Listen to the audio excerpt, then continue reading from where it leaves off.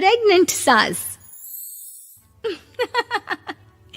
जमाना कितना भी बदल जाए, इतना भी नहीं कि बहू घर आए और सास गर्भवती दिख जाए। देखो मीरा, माँ का पूरा ख्याल रखना है, उनसे अब काम नहीं होता है। क्यों, क्या हो गया है? तुम्हारी माँ तो हट्टी कट्टी दिख रही है, पूरी शादी में घोड़ी की तरह नाची है, अब क्यों काम नहीं होता उनसे? वो माँ प्रेग्नेंट है ना, बच्चा होने वाला है। मैं कभी भी भाई बन जाऊंगा इस साल के अंत तक। क्या बोल रहे हो? वो सर पर हाथ रखकर बैठ जाती है। यार, पहले क्यों नहीं बताया? कैसा मजाक है ये? झूठ बोल रहे हो ना? हाँ, झूठ बोल रहे हो ना? तभी ससुर की आवाज आती है। बहू, पानी गरम कर दे, तेरी सास को दवाई देनी है। समय पर दवाई ना दी तो परेशानी हो जाएगी। और हाँ, जरा काजू पीस कर दूध में मिलाकर ले आना। तेरी सास खुद से तो अपनी संभाल करेगी नहीं। हे भगवान, ये मैं क्या सुन रही हूँ? ये ससुर जी को क्या हो गया है? मैं क्या सोच कर आई थी? हाय रे, मैं तो किसी को मुंह भी नहीं दिखा पाऊंगी। अब ये रोना धोना बाद में करना, पहले गर्म पानी कर दो, माँ को दवाई देनी होगी। और हाँ, रात को माँ के पैरों में तेल लगा देना। बहू को गुस्सा आ जाता है, वो बड़बड़ करती किचन में जाती है जहाँ उसका ससुर खड़ा होता है। एक बड़ी जिम्मेदारी है हम सबके सर ऊपर। इस उम्र में माँ बनना खतरे से खाली नहीं होता। हाँ हाँ पता है, तो क्यों बन गई माँ? अरे खतरे से कम नहीं है तो क्या जरूरत थी लल्ला पैदा करने की? कैसी बात कर रही हो बहू? क्या तुम खुश नहीं कि घर में एक नया मेहमान आएगा, छोटे छोटे पैरों से पूरे घर में घूमेगा? पिताजी, ये हाथ जोड़े आपके, आप यहाँ से जाओ। ये शायरी बाद में बताना, अभी मैं पानी गरम करके थर्मस में दे देती हूँ। सारा दिन पिलाते रहो गरम पानी। और हाँ, ये बच्ची की बात बार बार मुझसे कोई नहीं करेगा। बहू का पारा अब चढ़ा ही रहता था। वो काम तो सारा करती, लेकिन किलस किलस कर। मीरा सारे काम से फुर्सत पाकर बैठी होती है कि माँ का फोन आ जाता है। बेटा, बहुत बड़ी जिम्मेदारी है तेरे सर पर, अच्छे से निभाना। ससुराल में हर किसी को खुश रखना वैसे तो मुश्किल है, लेकिन भगवान ही हिम्मत देता है बहू को हर कुछ सहकर सबको खुश रखने की। क्या बड़बड़ किए जा रही हो माँ?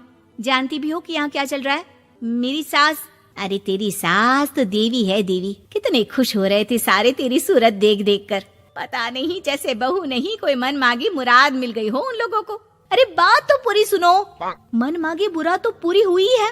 अरे मेरी सास को बच्चा होने वाला है, प्रेग्नेंट है वो। क्या बकवास कर रही है मीरा? ये बात किसी को कहना मत। मुझे तो बता दिया, लेकिन अब अपनी जबान सिल ले। कहाँ है तेरी सास? बात तो करा मेरी। पूछू जरा, पोता पोती खिलाने की उम्र में खुद का बच्चा खिलाने का शौक कहाँ से आ गया?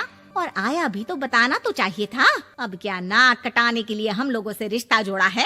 रुक, तेरे पापा से बात करती हूँ। मीरा फोन रखकर लेट जाती है। वो एक सपना देखती है कि उसकी गोद में एक बच्चा खेल रहा है।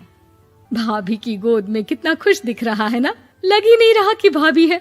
मैं तेरे लिए क्या लाया हूँ, सोने की बालियाँ। तेरी शादी में तो मैं बुढ़ा हो जाऊंगा ना। अरे कैसी बात कर रहा है बेटा, इसकी जिम्मेदारी तो तू ही लेगा। हम लोगों का तो कोई भरोसा नहीं, कब ऊपर वाला उठा ले। बहू को सास को देख देख कर गुस्सा आ रहा था। तभी वहाँ पड़ोसन आ जाती है। अरे बहू, तुझसे तो पूछने से भी डर लगता है कि कब खुशखबरी सुना रही है। अब तो अपनी 1 महीने की ननद की ही जिम्मेदारी संभाल ले, बहुत है। अपने जेवर भी रख देना और पैसे भी जमा करना शुरू कर दे। वो बात आगे बढ़ाती उससे पहले ही बहू जोर से चिल्लाकर उठ जाती है। नहीं नहीं नहीं नहीं, मैं अपने जेवर किसी को नहीं दूंगी। अरे कौन ले रहा है तुम्हारे जेवर? तुम औरतें भी ना सपने में भी जेवर ही संभालती रहती हो। मैंने जो सपना देखा है ना, सुनोगे तो होश उड़ जाएंगे।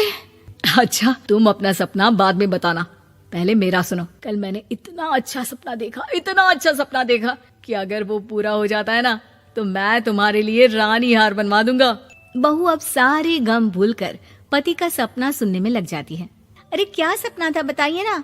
बोलिए भी तो, क्या सपना है? मैं पूरा कर दूंगी अगर बात रानी हार की है तो। बोलिए बोलिए। मैंने रात को सपना देखा कि माँ को बेटी हुई है और मुझे बहन। सच्ची, इस घर में बेटी हो जाए तो मैं तो झूम ही उठूं। मीरा का मुंह बन जाता है। वो चुप हो जाती है और सपने की बात याद करती है कि बेटी हुई तो उसे ही अपने गहने उसे देने होंगे। फिर तो रानी हार की जरूरत पड़ेगी ही। भाई, लड़की बड़ी होगी, उसकी शादी होगी तो जेवर तो चढ़ाने ही होंगे ना। कहाँ से आएंगे वो? कितनी समझदार हो तुम मीरा। मैंने भी यही सोचकर तुम्हारे लिए रानी हार लेने का सोचा था। अरे फूटी किस्मत मेरी, जो ऐसा परिवार मिला। मेरे पापा की तो मैं अभी क्लास लगाती हूँ, जो सब जानते हुए भी ऐसे परिवार में मेरी शादी कर दी। बहू पिता को फोन लगाने ही वाली होती है कि ससुर की फिर से आवाज आती है। बहू गरम पानी ले आ जल्दी, थर्मस में खत्म हो गया है। बाद में खबर लेती हूँ मैं पापा की, पहले सास को गर्म पानी दिया हूँ। बहू अभी किचन में काम कर ही रही थी कि मीरा के मम्मी पापा आ जाते हैं। वो हाथ में ढेर सारे फल लेकर आते हैं। मीरा के पिता मीरा के ससुर से कहते हैं, लीजिए भाई साहब, ये फल रखिए, बहन जी को खिला दीजिएगा। वैसे कैसी है उनकी तबीयत? बस पता तो है आपको, ऐसे वक्त में जो होता है बस वही सब। मुझे तो सुनकर बहुत गुस्सा आया था, लेकिन चलिए, भाग्य में जो है लिखा उसे कौन टाल सकता है। डॉक्टर को दिखाए? हाँ हाँ, बस डॉक्टर आने ही वाला है। अच्छा हुआ आप लोग भी आ गए। उतने में एक सुंदर सी लेडी डॉक्टर आती है। पेशेंट कौन है आप? अरे नहीं जी, मैं तो बहू हूँ इस घर की। मैं तो अभी सोच भी नहीं सकती पोता या पोती के बारे में। अभी तो मेरी सास ही। अरे चुप हो जाना, देख तो ले, डॉक्टर है ये, किसी के भी सामने गुस्सा फोड़ देती है। डॉक्टर कमरे में जाती है और थोड़ी देर बाद बाहर आ जाती है। पीछे से सास भी निकल आती है। हे भगवान, इतना दुख तो किसी को भी ना दे जितना मुझे दिया है। देखिए बहन जी, आप लोगों को तो ये सोचना भी नहीं चाहिए था। वही तो मैं भी कह रही थी कि आप लोगों के लिए तो सोचना भी गुनाह है, लेकिन अब पछताए होत क्या जब चिड़िया चुग गई खेत। डॉक्टर वहाँ से चली जाती है। मैं माँ नहीं बन सकती, मैं प्रेग्नेंट भी नहीं हूँ। ये कैसे? तुम तो बोल रही थी कि अरे वो गैस का दर्द था और पेट भी गैस से फूल रहा था। डॉक्टर ने चूर्ण दे दिया है, गर्म पानी से फांकना है। मैं अभी लाती हूँ गर्म पानी। अरे मैं तो गीजर ही लगा देती हूँ। हाय रे, खुशी के मारे पागल ना हो जाओ।